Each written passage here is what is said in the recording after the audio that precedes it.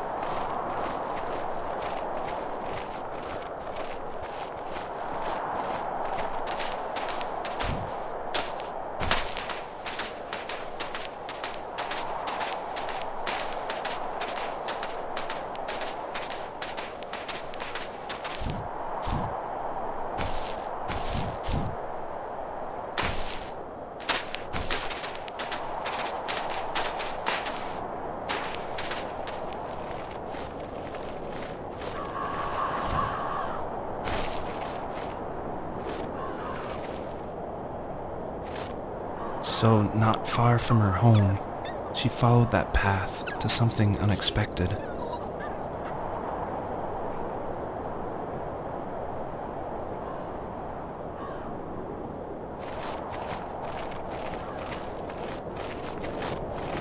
She couldn't stay, though.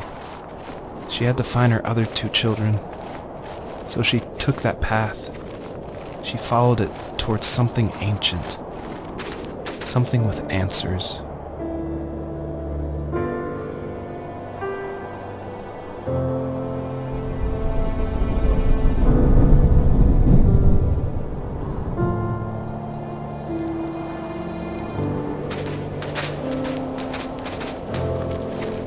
The fox looked high and low, searching for any sign of her cubs. Points of light showed the way to this ancient tree. It was as if each one had a story to tell, all their own. The land was trying to tell my story, too. I felt like I was right behind her the whole time.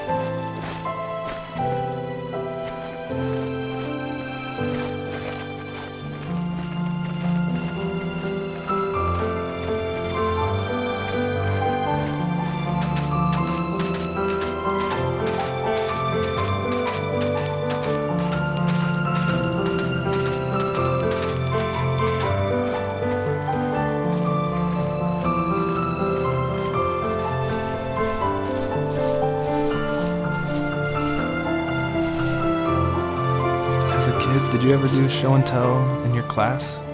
Yeah, I think I only did it once, when I was in the 4th grade. You know how my life was around then. I wanted to show my class what helped pass the time and distracted me, so I brought a dozen paper cranes I had made. I think I told everyone how badly I wanted to be a bird and fly, embarrassingly enough. Don't be embarrassed. Every kid wants to fly.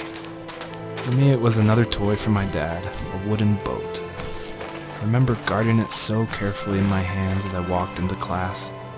When I sat down, a group of boys immediately made fun of it. They asked which trash can I found it in, or why an ugly log was my favorite toy. When I got up, I didn't even want to tell them my dad had carved it. I said it was a joke gift my friends had given me. Kids can be so cruel. Some of them are. I shouldn't have let them get to me, but it did.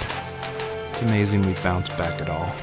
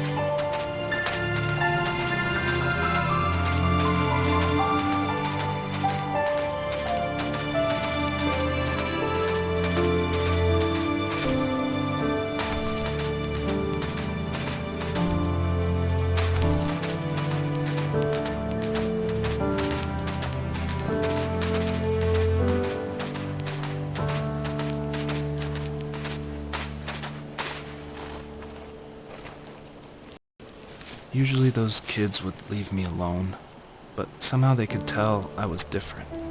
They made fun of how far away I lived. They called my dad a sourdough. I was a blabbermouth as a kid, telling my dad stories I made up for hours. But after that show and tell, I didn't tell him much anymore. He didn't know exactly what was wrong, but his best guess was that the toys he carved weren't cool enough.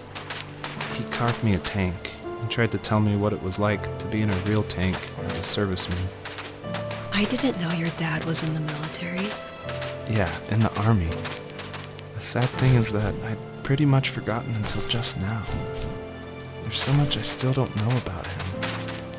I'm sorry. He knows how much you love him.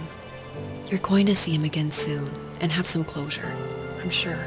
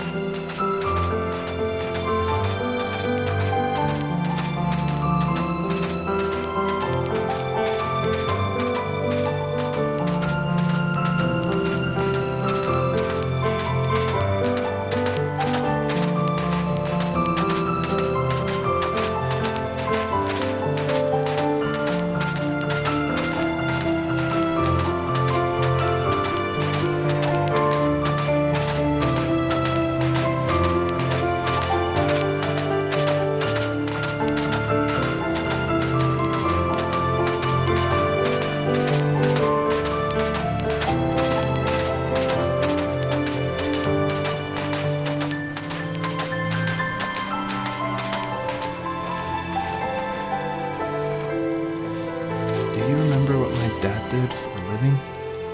Wasn't he like a lumberjack? That's one way of putting it.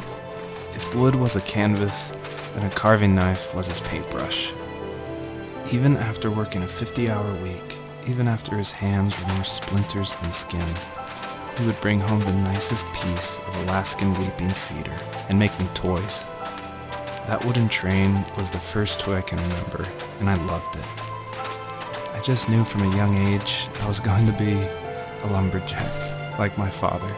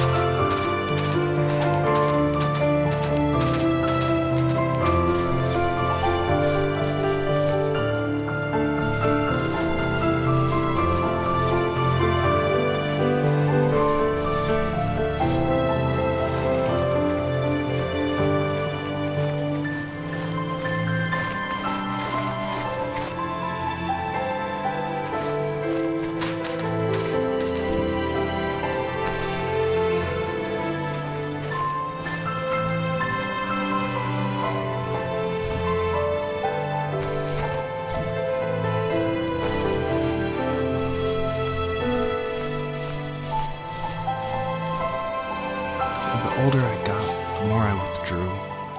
I asked myself, why talk to anybody anyway? Why bother when I'm happy by myself? I started drawing a lot, mostly animals I saw in the woods by my home. I then imagined designing my own hideouts with things like TVs and pantries full of chips and cookies. I think that idea of leaving home and drawing blueprints started my career. I found a lot of solace in that. I'm not surprised, but I did the same thing, you know? There's something special about having a place to call your own. now look at us. Well, if you count renting in an overpriced city. It's as close as we can get for now.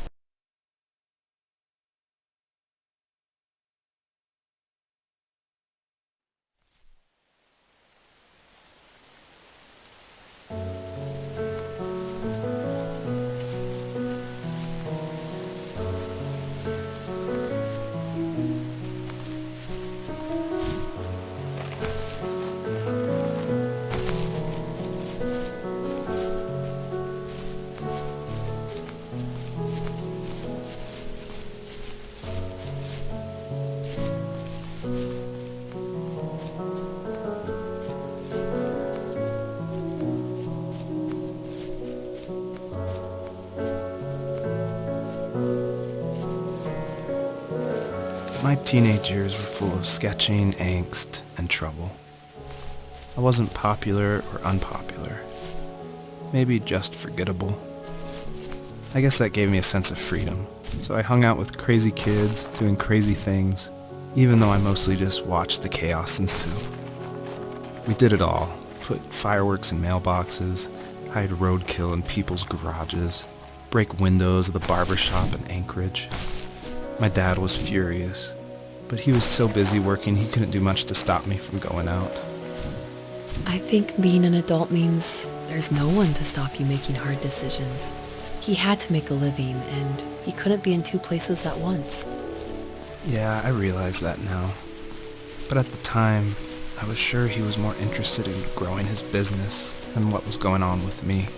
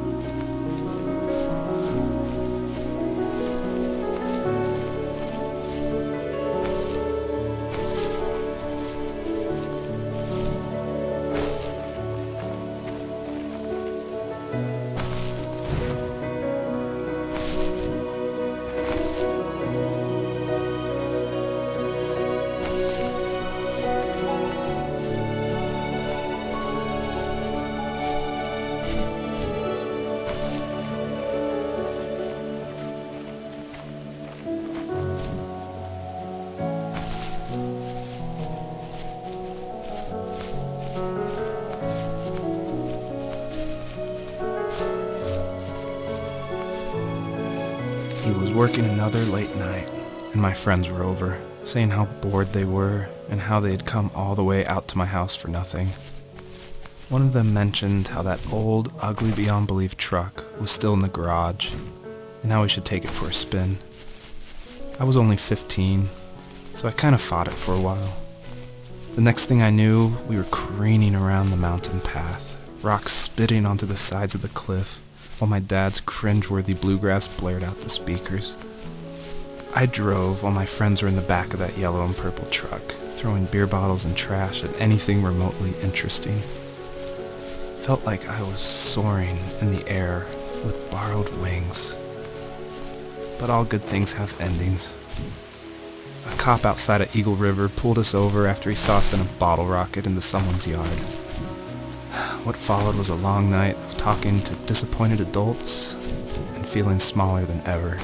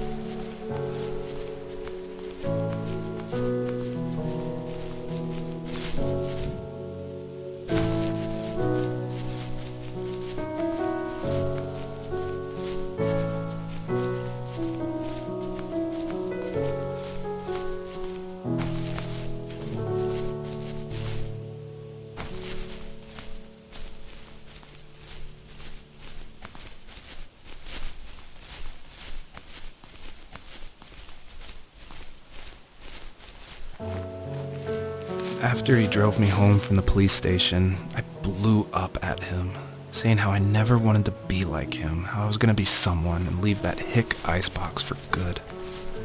He just looked forward at the road with tired eyes. I took out that bluegrass tape from the cassette deck and chucked it out the window. In my sage teenage wisdom, I thought I had proved the ultimate point, but my dad had a different idea. He slammed the brakes, slowly bowed his head while gripping the steering wheel, and finally looked at me. All he said, like it was a polite request, was, "Make this right." I sat there in silence, fuming, but I eventually got out and combed every square inch of the woods, muttering profanity after profanity. I found it 30 minutes later, near a small waterfall off the road.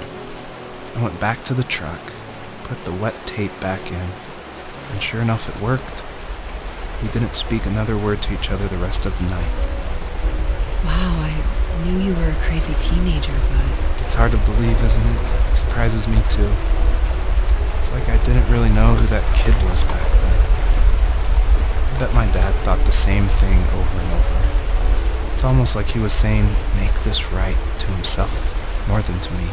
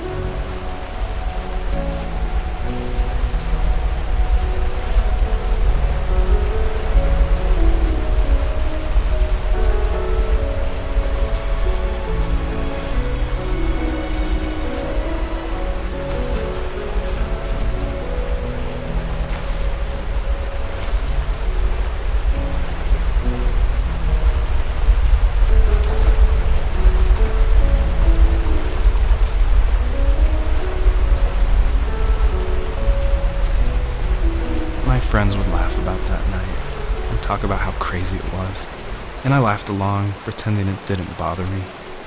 But it did. I imagined my friends growing old in the bush, unable to find that thrill in those godforsaken ice fields. It's like those mountains were a literal wall, keeping me from leaving, where all I would have to look forward to are lumber yards and evening beers. I had to climb over. That was my only goal for a long time.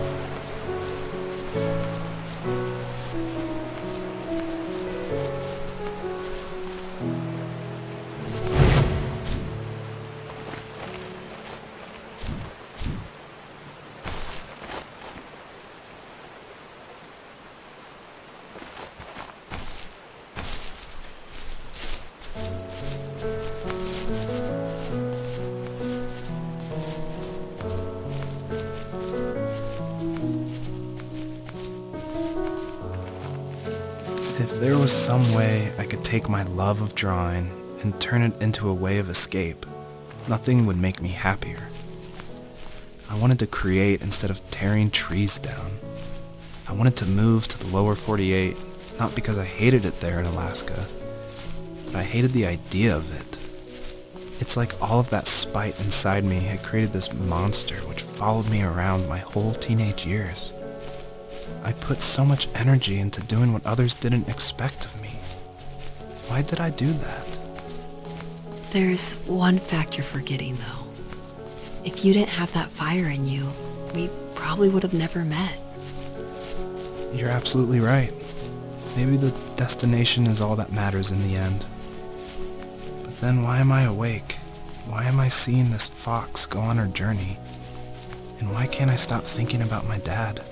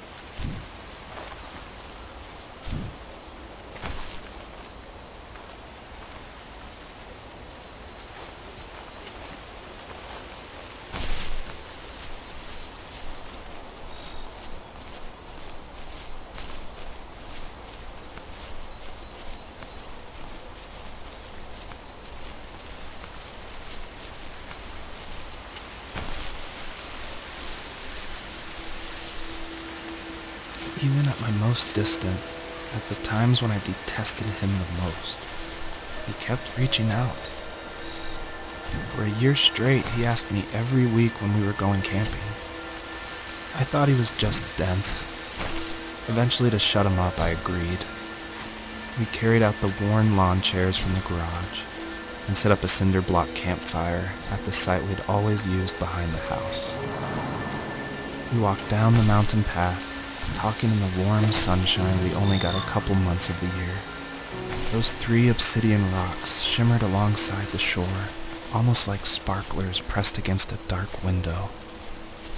I'll never forget that wet stone on my feet, or how those massive mountains looked even bigger in the lake's reflection. I felt small, but grateful. As the sun set, my dad found something I hadn't seen for a long time. The tree where I'd made my first carving when I was 6. I hadn't even carved it. My dad had helped me, but I still called it my tree. Something about seeing my name there made me open up, and we talked about everything that night in that old camouflage tent. I told him how much I loved sketching and design, and how it would be a dream to study architecture in Seattle. I told him how I didn't get along with my friends much anymore, but that I didn't mind being alone. He told me he was there for me, and he joked that if all he had to do was write my name on a tree to finally get me to talk, he would have left me carved logs with novels on them in front of my room every morning. I don't know why it took me that long to realize it, but it was then I knew how much he had sacrificed for me.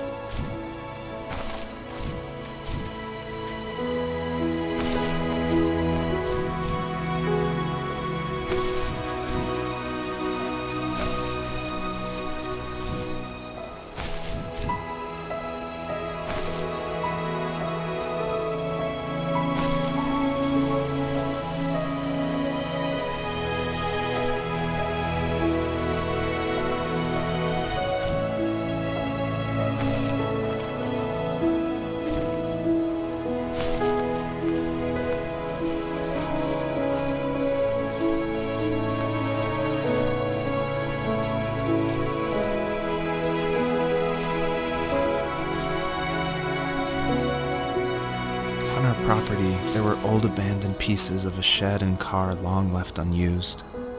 I used to ask him all the time who those people were that left all this junk, and I'm sure he got so tired of hearing it that he made up some elaborate stories how a brown bear ate them and haunted the woods afterwards. What's funny is I think it made those people seem more real, growing up thinking they were still hanging out like they couldn't say goodbye. I used to tell my friends how I could swear I saw spirits move near the water, and that always freaked them out. I guess it didn't bother me, because the way I saw it, they were normal people with old cars and sheds, just trying to figure out how to survive and be happy in the middle of nowhere. It was a cool thought that they didn't want to leave, but I was a weird kid. Well, you had good company since those ghosts liked living in a place where they were brutally devoured.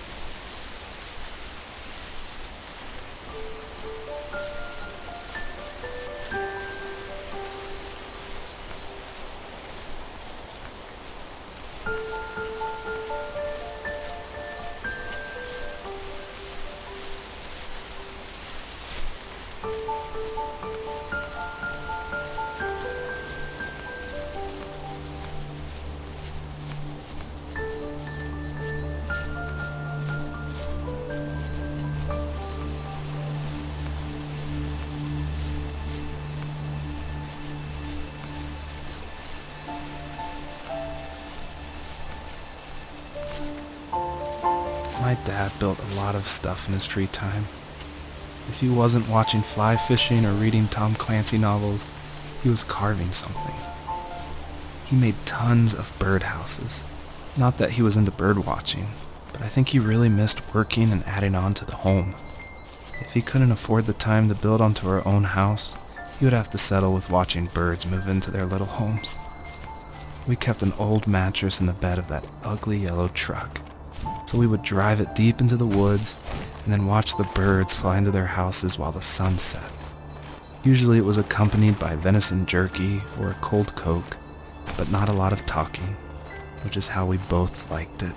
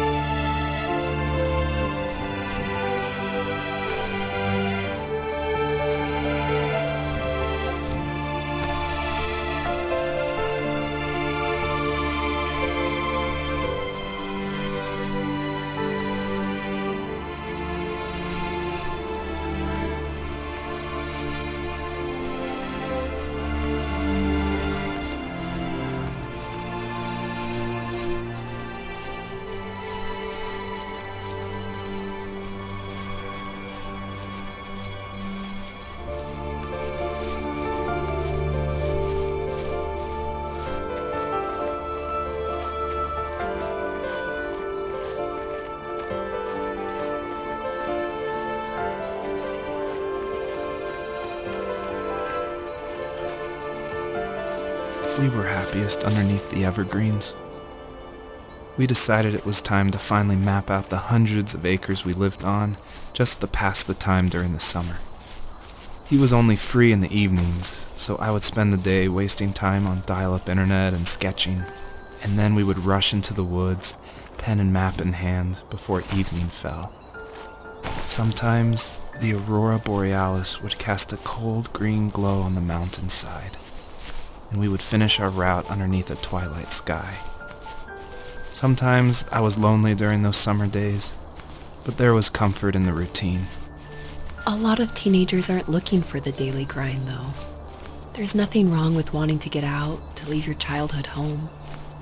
You wanted to progress, to make something of yourself. Yeah, you're right. That house. I'm sure it's the same as how I left it. But then why does it feel so different? I doubt you're the only adult to have looked back and asked that question.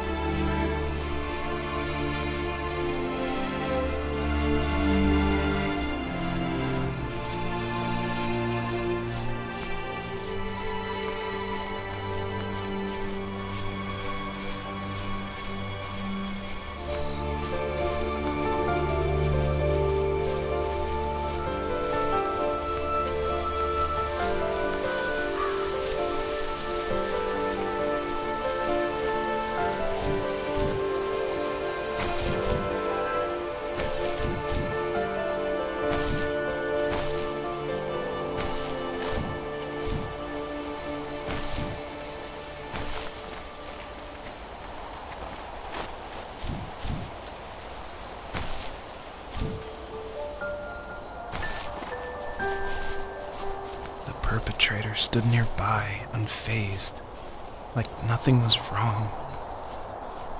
My dad is dead, and he's never coming back, Rachel. I can tell you these stories, but I can never reminisce with him again. He can never hold a grandchild that we'll probably never be able to have. I can never talk to him again, and I'll never be able to say I'm sorry for everything.